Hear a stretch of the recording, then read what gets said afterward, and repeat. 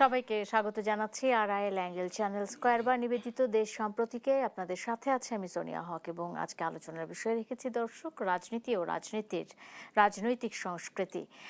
এ বিষয়টি নিয়ে কথা বলতে আমার সাথে আমার দুজন আলোচক এরই মধ্যে যুক্ত হয়ে গেছেন। আমার সাথে আজকে আছেন অধ্যাপক ডক্টর মওদুদ আলমগীর পাভেল, আহ্বায়ক বিএনপি মিডিয়া সেল, এবং আছেন রুহিন হোসেন প্রিন্স, সাবেক সাধারণ সম্পাদক বাংলাদেশের কমিউনিস্ট পার্টি। দুজনকেই স্বাগত জানাচ্ছি এবং যেমনটা বলছিলাম আজকে আলোচনা করতে চাই রাজনীতি ও রাজনৈতিক সংস্কৃতি। সংসদ অধিবেশন চলছে, সেখানে সাংসদরা কথা বলছেন, সকলেই তাদের নিজের নিজের দাবি বা নিজের নিজের মতামতের জায়গাটা তুলে ধরছেন। রুহিন হোসেন প্রিন্সকে দিয়ে আজকে আলোচনাটা শুরু করতে চাই।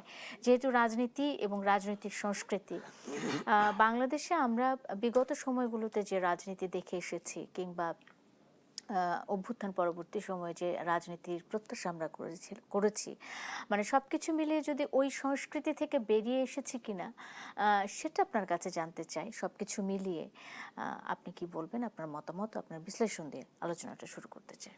আপনাকে ধন্যবাদ, পাভেল ভাইকে ধন্যবাদ, যারা শুনছেন তাদেরকে শুভেচ্ছা জানাই। আমার মনে হয় যে এই আলোচনাটা আপনি যে অবতারণা এখন করলেন, হয়তো এখনকার সিচুয়েশনকে সামনে রেখে এটা কথা বলেছেন, এবং এখন আমরা কি দেখছি তাতে মানুষের মধ্যে প্রতিক্রিয়া কি কি আমাদের হওয়া উচিত আমি ধারণা করি সেটাই। কিন্তু আমি এটা যাওয়ার আগে একটু অন্য মাত্রায় যাই।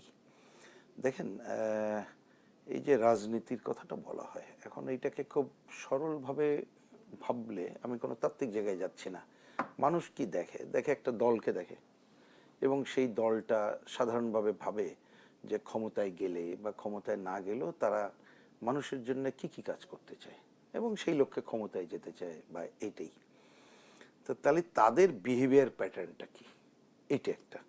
তো এই জায়গায় প্রত্যাশাটা বেশি থাকে বোধ করি এই কারণে, কারণ যারা রাষ্ট্র ক্ষমতায় যাবে, রাষ্ট্র পরিচালনা করবে, এবং লক্ষ্য যার যার আদর্শ যাই থাকুক সাধারণ মানুষ, তাহলে তাদেরকে তো নিজেদের একটা উন্নততর চিন্তা চেতনার মানুষ হতে হয়, কথাবার্তা যেটাকে আপনি সংস্কৃতি বলতে চাচ্ছেন বা সেটাই বাস্তবতা, ওই রকম একটা জায়গায়। আমি এটার সাথে যেটা যুক্ত করতে চাই, যে এই যে মানুষের জন্য, হ্যাঁ, যার যার নীতি আদর্শের ভিত্তিতে করতে চাই আমরা, কিন্তু আর একটা কাজ করতে চাই, সেটা হয়তো না চাইলেও অবচেতন মনে কোনো দল পরিকল্পিতভাবে করলে, কোনো দল পরিকল্পিত না করলেও সেটা একটা জরুরি। সেটা হচ্ছে কি, এই যে সাধারণ মানুষ বা পিছিয়ে পড়া যে মানুষটি, তারও চেতনার মান, কালচারাল মানটা উন্নত করা। সেইটা না হলে আপনি তো যে কোনো একটা সিদ্ধান্ত যদি ভালোও নেয়, নেতিবাচক সিদ্ধান্ত বাস্তবায়ন করতে পারবেন না। জাস্ট একটা উদাহরণ দিই, অফ হ্যান্ড উদাহরণ। ধরুন এই যে অনেক সময় জিনিসপত্র নিয়ে সংকট হয়, আমরা একটা বলি না যে ক্রেতাদের কোনো হুঁশ জ্ঞান নাই, অনেক কিছু কিনে ফেললো, অমুক করলো, তার মানে এটা হচ্ছে কালচারাল ব্যাপার। তা সেই কালচারাল ডেভেলপমেন্টের বিষয় থাকে, একটা হচ্ছে সরকারের প্রতি আস্থা, আর নিজের একটা কালচার, যে আমি একা খাবো না, সবাইকে নিয়ে খাবো। তাহলে ওই মানুষকে কিন্তু ওই ডেভেলপমেন্টটাও করা দরকার হয়ে দাঁড়ায়। এবং আলটিমেটলি রাজনীতির আমাদের বিবেচনায়, বামপন্থীরা বা আমাদের পার্টি যেটা বিবেচনা করি, আলটিমেট লক্ষ্য হচ্ছে যে পুরো জনগোষ্ঠীর মধ্যে দেশে একটা উন্নততর সংস্কৃতি গড়ে তোলা, ওটাই কিন্তু মূল লক্ষ্য, আলটিমেট গোল সেই জায়গায়। তাহলে আর অন্য কিছু করতে হবে না। এইবার আসি, আপনি এবার একটু মিলান এইটাকে আপনি, হ্যাঁ, এক এক দল তার অ্যাটিটিউড কিভাবে গড়ে ওঠে, তার স্কুলিংটা কি ছাত্রদের মধ্যে, দলের মধ্যে, তার উপর এটা নির্ভর যেমন একটা করে সেটা আছে। সুতরাং এই ক্ষেত্রে আপনি এককভাবে বা যা আশা করবেন সেটা পাবেন না, এটা আগে আপনাকে অ্যাডমিট করতে হবে। এক এক দলের কাছ থেকে পাবেন, এইটা একটা। তো আরেকটা দিক আছে, এটা খেয়াল করবেন যে রাজনীতিতে আমরা যখন, আমি ন্যাশনাল পলিটিক্সের বাইরে এবার একটু স্টুডেন্ট ফর্মের জায়গাটা একটা উদাহরণ দেই, কারণ আমার ধারণা আলোচনাটা ওই রকম একটা জায়গা থেকেই আসতে চাই আমরা। যে ছাত্র আন্দোলনের সময় আমরা দেখেছি, ধরুন এক সংগঠনের সাথে আর এক সংগঠনের প্রতিযোগিতা যখন হইতো, যে সে ক্ষমতায় গেলে কি করবে, শিক্ষাক্ষেত্রে কি করবে, তাহলে কিন্তু একটু পড়াশুনো করে আসতে হতো। আবার যখন দখলদারিত্ব আছে, পাল্টা দখলদারিত্ব করলে লাঠির বদলে লাঠি করতে হইতো, এমনকি আর্মসের বিপরীতেও এই ধরনের ঘটনা ঘটতে হইতো। এটা দেখেন, তাহলে একটু এটা সময়ের উপরে নির্ভর করে কি আমরা করছি।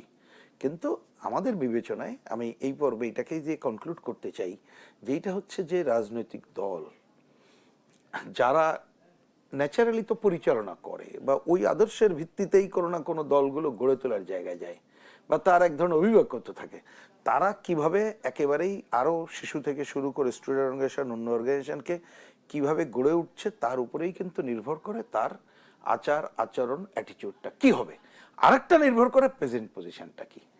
এইবার আসি, আপনি যদি দেখেন, আমি দেখলাম আমাদের শিক্ষামন্ত্রী তিনি আজকে আমি অল্প একটু দেখলাম, সব তো আর পুরো বক্তব্য তো আর শুনি নাই, উনি বলছেন যে কি বলে যে স্কুলের ড্রেস পরা ছাত্ররা বা ছাত্রীরা তারা শিক্ষক এবং অভিভাবক তাদেরকেও কিভাবে কথা বলতে হয় সেইটাও তারা, মানে উনি আরো নেগেটিভ বলেছে, আমি সেই দিকে গেলাম না, এই কথাটা বলছেন। তার মানে পরিস্থিতিটা তো ওই রকমের। কিন্তু আমরা এখন একটা উন্নততর বিশ্ব ব্যবস্থায় বাস করছি, সেই জায়গায় আমাদের এই প্রজন্মের কাছ থেকে এই ধরনের বিহেভিয়ার প্যাটার্ন তো আমি ওইটা শুধু বলছি না, কোনো ব্যক্তির মধ্যে না যাই, এইটা আশা করি না। এমনকি ধরেন এই যে এত বড় একটা অভূতপূর্ব আন্দোলন সংগ্রাম, তার মধ্য দিয়ে যে ছাত্ররা আসলো, আমরাও তো আন্দোলন সংগ্রাম করেছি পুরো 80 দশক 90 দশক এই জুড়ে, তো পুরো সময়টা জুড়ে আমি আমার কথা বলছি। এবং এই সময় এখন ধরেন পার্লামেন্টে যারা বিরাট অংশ আছে ওই সময়ের মানে ডাক সেটে বড় নেতা, তা আমরাও তখন তো সিনিয়র লিডারশিপ ছিল, অন্য ছিল, তো বিহেভিয়ার প্যাটার্ন তো কখনো এরকম হয় নাই। এখন মনে করছে একেবারে মানে রাজত্ব মানে কি জমিদারত্বের তার মানে রাজত্ব, রাজনীতির যে এইরকম জায়গায়। সংস্কৃতি, সেই হ্যাঁ। সংস্কৃতিটা আসলে আমরা পুরনো ধারা থেকে বেরিয়ে এসেছি কিনা সেটা যেমন না, আমি একটা পুরনো প্রশ্ন, ধারা না। না সেটি যেমন একটা প্রশ্ন রহিন হোসেন প্রিন্স, আমরা নতুন কোনো একটা মানে নেতিবাচক সংস্কৃতির দিকে চলে গেছি কিনা সেটাও কিন্তু একটা প্রশ্ন না, আমি শুরু সেই হয়ে পয়েন্টে একটু গেছে। খালি বলতে চাইছি, হ্যাঁ, আমি please, জাস্ট একটু হ্যাঁ। একটু খালি তুলে রাখি। আমি এটা বলতে চাইছি যে এইবারের এই আন্দোলন সংগ্রামের যে জায়গাটার মধ্য দিয়ে আমরা অনেককে দেখলাম, এটা অবশ্য একটা বিশ্ব ব্যবস্থা, আরো এর পেছনে অন্য কারণ আছে, আমি সেদিকে ঢুকছি না, সময় নাই।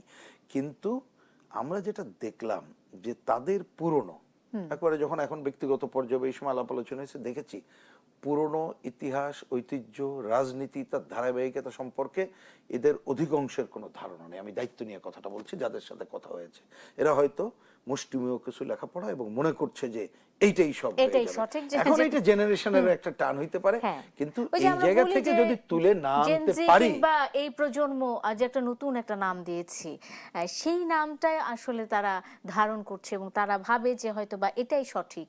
কিংবা দিক নির্দেশনার কথা যদি বলি, আমি একটু পাভেল ভাইয়ের কাছে চলে আসি। প্রথম থেকেই প্রধানমন্ত্রী যখন প্রধানমন্ত্রী ছিলেন না তখন থেকে তিনি বলছিলেন যে তরুণরা দিক নির্দেশনা চায়, তরুণরা একটা প্রপার গাইডলাইন চায়, তরুণরা মানে তারা চাচ্ছে যে তিনি বুঝতে পারছেন যে তারা একটা নির্দেশনা পেলে তারা একটা ভালো রাজনীতি করতে পারবে, এমনটা তিনি বোঝাতে চেয়েছিলেন। কিন্তু পরবর্তীতে নির্বাচনের সময় এসে দেখেছি যে সেই দলগুলোই আসলে প্রতিপক্ষ হয়ে গেছে, প্রতিদ্বন্দ্বী হয়ে গেছে। জবাবদিহিতার সংসদ আমরা প্রত্যাশা করেছিলাম, অনেক প্রত্যাশার মধ্যে এটিও একটি। কতটুকু জবাবদিহিতা নিশ্চিত হলো সংসদে? কি সরকার দল কি বিরোধী দল, মানে দু দলের ক্ষেত্রেই আপনার কি মনে হয়, আপনার বিশ্লেষণ? জি, ধন্যবাদ। আমার মনে হয় যে প্রিন্স ভাই আলোচনার একটা অংশ সূত্রপাত করেছেন, আপনিও সেই প্রসঙ্গটাকে ঠিক একটা ভিন্ন আঙ্গিকে আনার চেষ্টা করেছেন, কিন্তু মূল জায়গাটা একই জায়গায়। জবাবদিহিতা যে কোনো সংসদীয় ব্যবস্থাপনায় জবাবদিহিতা সংসদের থাকে।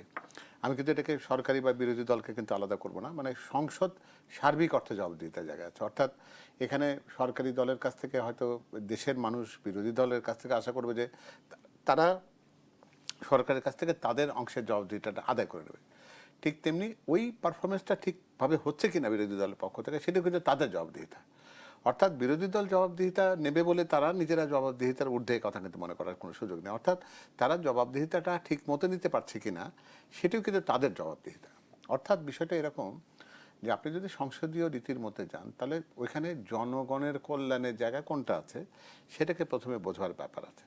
এখন আমরা আমাদের রাজনীতিতে বিষয়টাকে কিভাবে দেখি সেটি কিন্তু আসল জায়গা। সেটা হচ্ছে ধরুন সরকারি দল বলছে যে আমাদের একটা কর্মসূচি রয়েছে, আমাদের একটা আদর্শ রয়েছে, আমরা আগামী 5 বছর যে দেশ পরিচালনার দায়িত্ব জনগণ আমাদেরকে দিয়েছেন আমরা সেটাকে এইভাবে ভাগ করে দিচ্ছি।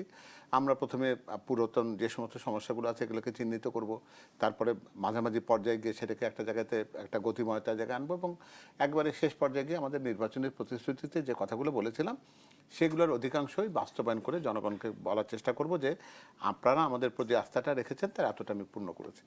আর বিরোধী দলের কাজ হচ্ছে ওয়াচডগের মতন প্রত্যেকটা জায়গায় এই প্রশ্নটা আনা যে আপনারা এই কথাটা দিয়েছিলেন, সেটা কতটা আপনি বাস্তবায়ন করেছেন, বা সে জনগণের আঙ্গিক থেকে।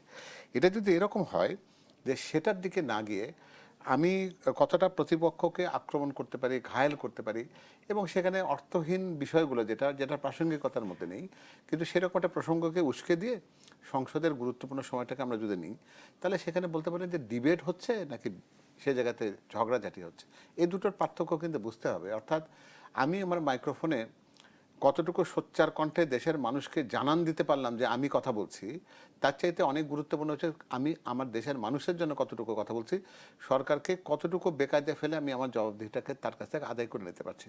এটার জন্য পড়াশোনা দরকার, এটার জন্য একটা ধারাবাহিক ঐতিহাসিক ইতিহাস জানার দরকার আছে, সংসদীয় রীতিনীতি জানবার দরকার আছে। পৃথিবীর গণতান্ত্রিক ব্যবস্থাতে যে দেশগুলোতে পার্লামেন্ট আছে, সেই পার্লামেন্টে গুরুত্বপূর্ণ ইস্যুগুলোতে বিতর্কগুলো কেমন হয়েছে সেটা জানার প্রাসঙ্গিকতা রয়েছে। আমাদের দেশে হয়তো সেই সুযোগটা তৈরি হয়নি কী কারণে, যে আমাদের সংসদীয় ব্যবস্থাগুলো কিন্তু পরিপূর্ণভাবে গণতান্ত্রিক কাঠামোতে বারবার উঠবার সময় হোঁচট খেয়েছে বারবার। গত 17 বছর ধরে আমরা কিন্তু প্র্যাকটিক্যালি কোনো গণতান্ত্রিক চর্চায় দেশে সেরকম করে আমরা দেখিনি। অর্থাৎ সংসদীয় গণতন্ত্র তো সেখানে পরিপূর্ণভাবে অনুপস্থিত ছিল। এখন বিষয়টি হলো কি, যে আপনি যে কথাটি বলছিলেন যে আমাদের প্রধানমন্ত্রী জনাব তারেক রহমান তিনি তারুণ্য নির্ভরতার কথা বলেছিলেন যে তারাই আগামী দিনের দিক নির্দেশনা দেবে। সুতরাং প্রত্যেকটা রাজনৈতিক দলই বলি বা সরকার ব্যবস্থাপনায় বলি, তাদের মূল লক্ষ্যটি হবে যে তাদেরকে তারুণ্যটাকে এই দেশের দায়িত্ব নেওয়ার মতন করে তৈরি করা। এটা কিন্তু গুরুত্বপূর্ণ। তরুণকে তৈরি করবো বলতে কথাটা কি মানে দাঁড়ায় হচ্ছে এটা যে দেশের জন্য তাদেরকে তৈরি করা। এই নতুন নেতৃত্ব বলতে কি, নেতৃত্ব কি রাজনৈতিক নেতৃত্ব? এটা কিন্তু একমাত্র কথা নয়। অর্থনৈতিক নেতৃত্বের জায়গা আছে, ব্যবসার ক্ষেত্রে নেতৃত্বের জায়গা আছে, গণমাধ্যমের নেতৃত্বের জায়গা আছে, শিক্ষায়, স্বাস্থ্যে, সবগুলো জায়গাতে কিন্তু তার নেতৃত্বের জায়গাটি আছে। ফলে এটা যদি কেউ মনে করে যে শুধুমাত্র রাজনৈতিক নেতৃত্বটাই নেতৃত্ব, তাহলে কিন্তু আমরা ভুল জায়গায় চলে যাব। কিন্তু আমাদের দেশের রাজনৈতিক সংস্কৃতিতে কিন্তু সেটাই প্রতিভাত হয়েছে। অর্থাৎ আমরা সবসময় বলার চেষ্টা করি যে আমি রাজপথে এতটা সোচ্চার ছিলাম, রাজপথে আমার কন্ট্রিবিউশন এতটা, আমি এটা করেছি। কিন্তু বুদ্ধিবৃত্তিক বিবেচনাটা যে আর একটা অনুষঙ্গ, সেটাও যে একজন রাজনৈতিক নেতৃত্বকে পরিশীলিত করে, সেই ধারণাটা কিন্তু প্রতিষ্ঠিত হতে হবে। তা নাহলে এই যে জিনিসটা আমি বলবার চেষ্টা করছি যে জনাব তারেক রহমান প্রধানমন্ত্রী হিসেবে দেখবেন তার দলের ভেতরে কিন্তু উনি প্রচ্ছন্নভাবে যে জিনিসটা চেষ্টা করছেন সেটি হচ্ছে যে বিশেষজ্ঞ পার্লামেন্টারিয়ান তৈরি করার চেষ্টা করছেন। অর্থাৎ সবাই সব বিষয়ে কথা বলবে, দরকার নেই এটা। সেটা বলতে গেলে শুধুমাত্র অহেতুক সময়ক্ষেপণ হবে এবং মানুষ একটা পর্যায়ে গিয়ে তার ভেতরকার যে অন্তঃসার শূন্যতা রয়েছে সেটাকে বুঝে ফেলবে। তার চাইতে যার দক্ষতা যে জায়গায় আছে সে জায়গাটা নিয়ে উনি কথা বলেন। যিনি কৃষি বোঝেন তিনি কৃষির কথা বলবেন, যিনি খেলাধুলা বোঝেন তিনি সেটা বলবেন, যিনি ধর্ম যেটা বোঝেন সেটা নিয়ে কথা বলবেন, যিনি আন্তর্জাতিক রাজনীতি যিনি যে বোঝেন সেটা নিয়ে তিনি কথা বলবেন। একই ব্যক্তি সব কিছু নিয়ে কথা বলবে, এটা কিন্তু ঠিক সত্যিকার অর্থে নেতৃত্বের বিকাশ আর মানবতার দিকে যায় না।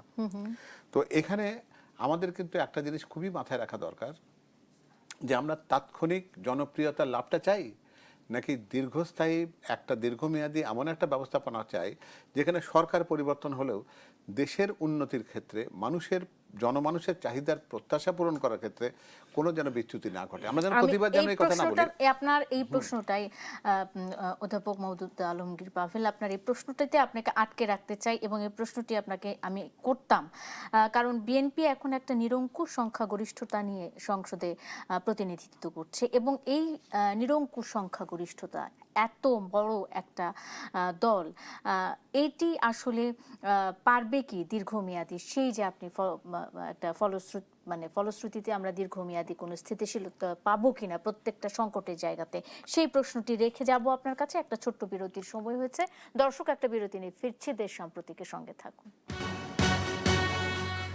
সবাইকে আবারও স্বাগত জানাচ্ছি, দেখছেন দেশ সাম্প্রতিক, নিবেদন করছে আরআইএল অ্যাঙ্গেল চ্যানেল। স্কয়ারবার সোনিয়া হক আপনাদের সাথে আছি। রাজনীতি ও রাজনৈতিক সংস্কৃতি নিয়ে কথা বলছিলাম আজকে আলোচকদের সাথে, আলোচনায় ফিরতে চাই। এবার শুরুতেই রুহিন হোসেন প্রিন্স আপনাকে আমি যুক্ত করতে চাই। সংসদ চলছে এবং সংসদে বিরোধী দল কিংবা সরকার দল তাদের নিজেদের যুক্তি তর্ক সবকিছু উপস্থাপন করছেন। আমি একটু এনসিপির অন্যতম মুখ্য সমন্বয়ক এক সময়কার এবং এখন সংসদ সদস্য হাসনাত আব্দুল্লাহর একটি বক্তব্য দিয়ে আমি আলোচনাটা শুরু করতে চাই। তিনি বলছেন, আমরা এখানে দাঁড়িয়ে মাননীয় প্রধানমন্ত্রীর সমালোচনা করতে চাই, আমরা নির্ভয়ে ফেসবুকে লিখতে চাই, আমরা ব্যাকস্পেস ব্যবহার করতে চাই না, কিন্তু আবার একটা ভয়ের ও আতঙ্কের পরিবেশ সৃষ্টি করা হচ্ছে তিনি বলছেন। এবং বিরোধী দল ও মত দমন করা হচ্ছে অভিযোগ করে এনসিপির এই সংসদ সদস্য বলেন, বিরোধী দল ও মত দমনের জন্য মামলা করা হচ্ছে। এমনকি ফেসবুকে প্রতিমন্ত্রীকে নিয়ে লেখার কারণে বাসা থেকে তুলে নিয়ে আসা হচ্ছে, সমালোচনা করলে তুলে আনা হচ্ছে। যেখানে মাননীয় প্রধানমন্ত্রী নিজে কার্টুন শেয়ার করে বিভিন্ন স্যাটায়ার বা মকারিকে প্রমোট করেছেন, সেখানে এই সংসদ গঠিত হওয়ার পর থেকে পর্যন্ত 9টি এমন ঘটনা ঘটেছে যেখানে মত প্রকাশের জন্য বাসা থেকে তুলে আনা হয়েছে। এটি তো তিনি বলছেন মত প্রকাশের স্বাধীনতা তিনি চাচ্ছেন।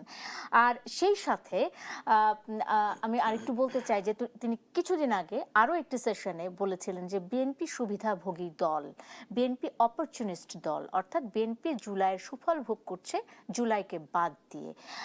বিএনপি কি আসলেই সুবিধাভোগী দল বলে মনে হয় কিনা? এই প্রশ্নগুলোর উত্তরই তো নিশ্চয়ই আপনি দিবেন, রুহিন হোসেন প্রিন্স। আচ্ছা, আমি আপনার 4টা পয়েন্ট এনেছেন, তার শেষটা বলি। শেষটার বিষয়ে পাভেল ভাই বলাই ভালো বিএনপি নিয়ে। আমি হয়তো ছোট্ট মন্তব্য, কিন্তু আমি একটা কথা বলি। প্রথম কথা কি বলেছেন এটা আমি শুনিনি, সুতরাং আমি ওইটাই যাচ্ছি না, আমি একটা জেনারেল ফর্মে বলি, তার মধ্যে আমার ধরনের আনসারগুলো পাওয়া যাবে। কিছুক্ষণ আগে পাভেল ভাই কতগুলো কথা বলেছেন, তার মধ্য থেকে আমি বলি। একটা হচ্ছে, দেখেন, আমি আগের যে ধারাবাহিকতা আলোচনা করলাম, তাহলে আমাদের কি প্রথমে একটা থাকতে হবে, আমাদের একটা গণতন্ত্রকে আমি আফোল্ড করি কিনা, নিজে গণতান্ত্রিক কিনা, সেইটার উপরে দাঁড়িয়ে অন্যদের গণতন্ত্র চর্চাকে আমি কি বলে সহযোগিতা করব কিনা। মানে আমি বিরোধিতা করব না, মদ্যমন করব না, এই অর্থে সহযোগিতা মেন করলাম।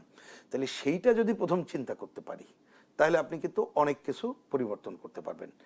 দ্বিতীয় প্রশ্ন, রাজনীতি তো আমরা বিভিন্ন দল, অফকোর্স আমি আমার আদর্শের কথা বলি, ওনার আদর্শের কথা বলি। ধরুন আজকে যদি এজেন্ডা থাকতো যে তেল, এই যে জ্বালানি সমস্যার সমাধান কিভাবে করবো, ওনার মতো বলতেন, আমার মতো বলতাম, আমাদের দুই মত থাকতো, তাহলে তো কোনো সমস্যা হওয়ার কথা না। তাহলে এটা তো থাকবেই, নাহলে দুই দল কেন? আদর্শের তো কোথায় যেতে চাই এইটাই। কিন্তু দাঁড়ায় কি কখন জানেন? যখন নীতি আদর্শের উপরে দাঁড়িয়ে আমরা জনগণকে জয় করতে চাই না, চাই হচ্ছে শব্দটা উনি বলেছেন, আমি রিপিট করছি, ঘায়েল করে কাউকে না কাউকে এমন কথা বলবো যাতে করে ঘায়েল করে জয় করতে চাই, তখন কিন্তু গণতন্ত্রটাই ডিস্টার্ব হয়ে যায় এবং যে কালচারের কথা আমরা বলছি সেটা কিন্তু থাকে না। যদিও এই কালচার একজন ব্যক্তি, তার পরিবার সহ আরো নানা যে অ্যাটমসফিয়ার তার উপর থেকে আসে, এটা মনে রাখতে হবে। সুতরাং কেউ যদি ওইটা চায়, আমি মত প্রকাশ কেন, এখন এই আলোচনাটা খুব পপুলার আলোচনা আসছে যে দ্বিমত প্রকাশের স্বাধীনতা, ভিন্ন মত প্রকাশের স্বাধীনতা, আরো কংক্রিট ফর্মে বলছি এইটা থাকবে। কিন্তু ভিন্ন মত মানে তো এইটা না যে আপনি এমন ভাবে ঘায়েল করলেন যা আপনি উস্কানিমূলক বা মব সৃষ্টির কাজ করলো, তাহলে কিন্তু সেইটা দ্বিমত হইল না, গণতন্ত্রের ধারা থাকলো না। তাহলে সেইটা হলে কিন্তু যে কালচারের কথা বলেছে উন্নতর কালচার, এইটা হবে না, বা এইটা যারা শুনবে সেটা কিন্তু শুনবে না।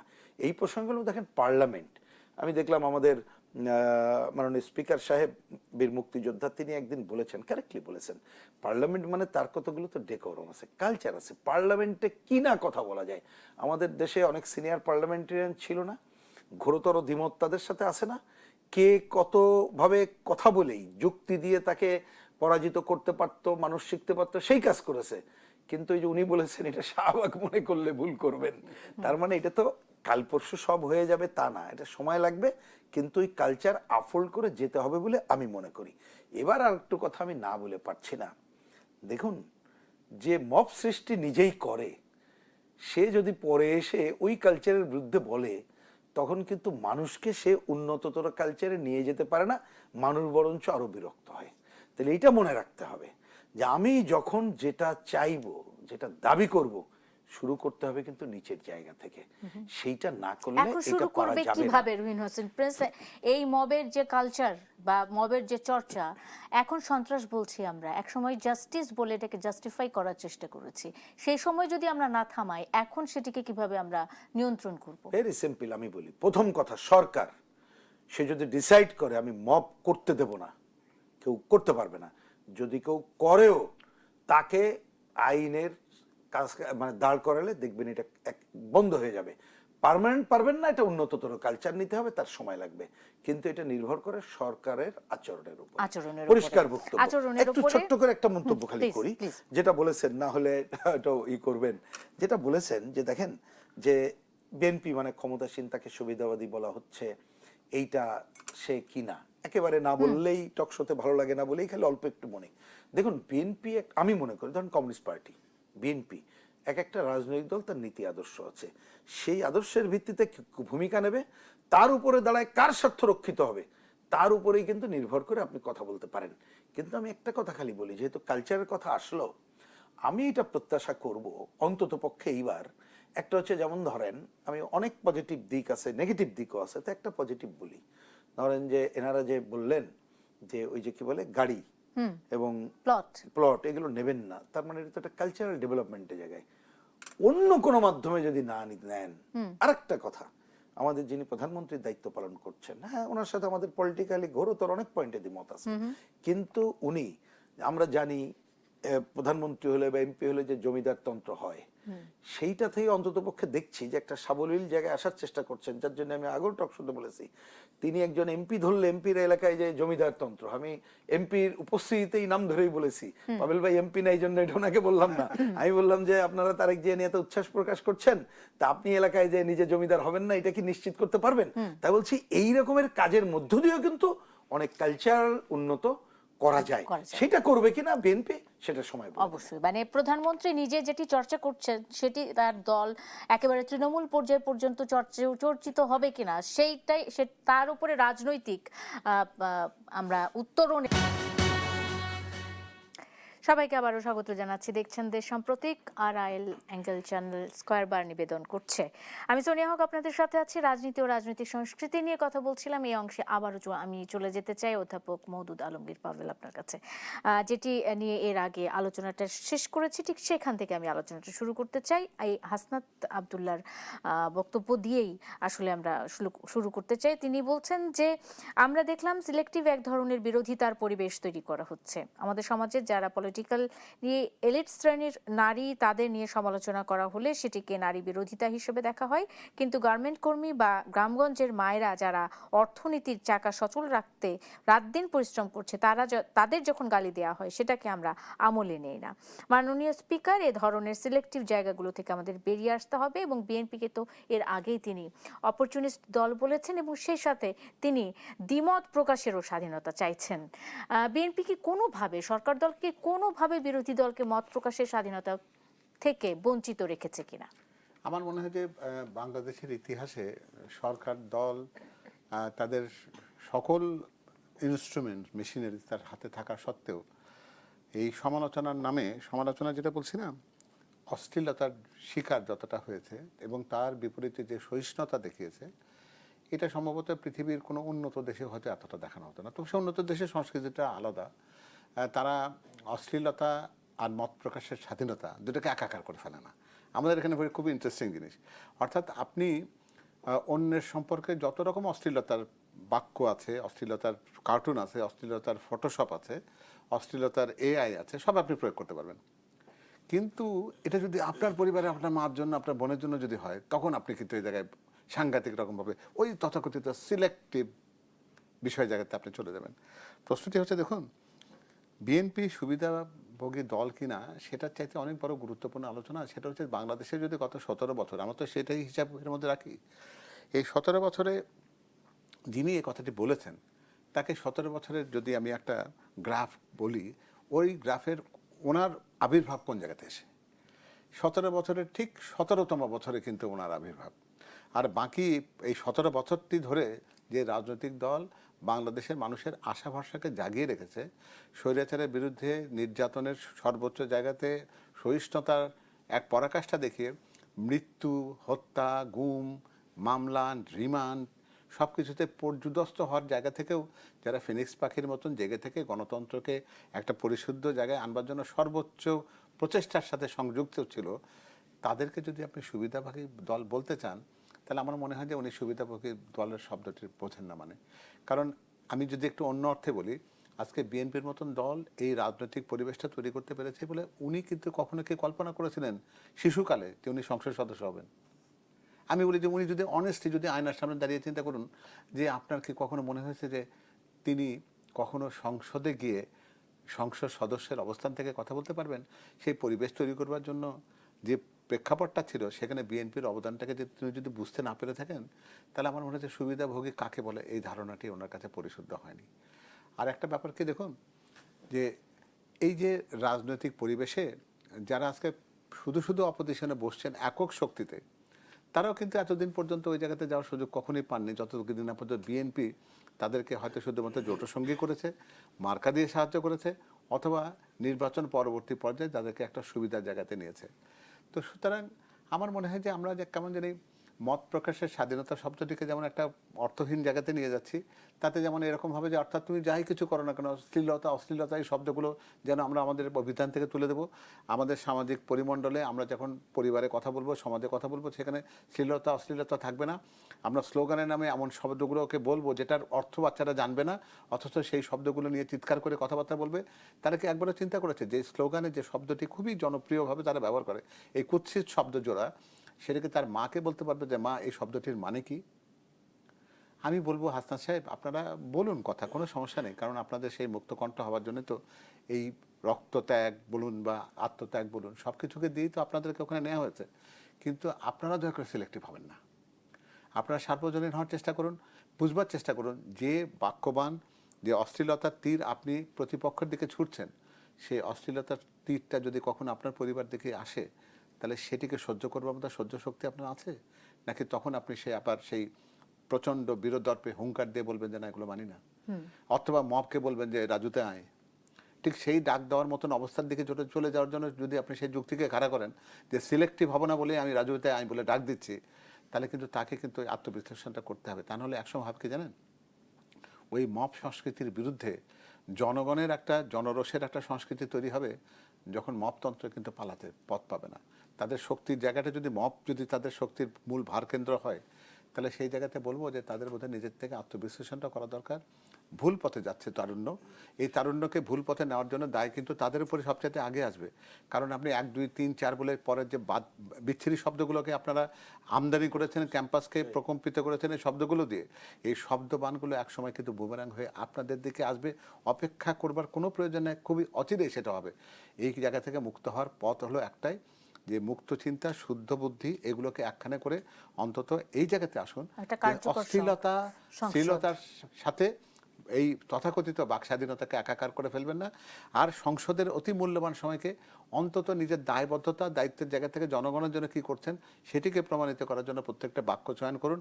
ওই তথাকথিত সিলেক্টিভ বাক্যের মধ্যে গিয়ে আপনারা নিজেরা সিলেক্টিভ হওয়ার চেষ্টা করবেন না। অসংখ্য ধন্যবাদ অধ্যাপক ডক্টর মওদুদ আলমগীর পাভেল। আমার হাতে কি আর সময় আছে কিনা রুহিন হোসেন প্রিন্সকে আরেকটি ছোট্ট 30 সেকেন্ড সময় দেওয়ার জন্য? এই যে মত প্রকাশের স্বাধীনতার কথা বলা হচ্ছে, আসলে স্বাধীনতাটা কতটুকু মানে একটা সীমারেখার একটা ব্যাপার আছে, তাই তো? দেখেন, আমি স্বাধীনতা আমি সময় কম বলে খেলে দ্রুত এক কথাই বলে যাই। আমি ওটা বড় আলোচনা, আমি সেটা না টেনে পাবিল ভাই যেখানে শেষ করেছেন এই ধারাবাহিকতা দুইটা কথা বলি। একটা মনে রেখেন, আপনি যেহেতু আজকে কালচার একটু উন্নততর জায়গা আমরা সবাই যেতে চাই এবং গণতন্ত্রের পথে ন্যূনতম যে হাঁটার কাজ শুরু করেছি, যদি এই কালচারাল যে সংকটটা দেখছি সেটার উত্তরণ না ঘটাতে পারি, তাহলে কিন্তু ওই গণতন্ত্র টেকসই হবে না। ধরেন নারীদের নিয়ে কথা হলো, নারী কমিশনের সদস্যদের প্রতি যে অশালীন আচরণ সরোয়ার্দী উদ্যানে করা হয়েছে, আপনি কল্পনা করেন তাহলে এই জায়গা থেকে উত্তরণ ঘটাতে পারবেন কিনা যে একটা উগ্র শক্তির আবির্ভাব।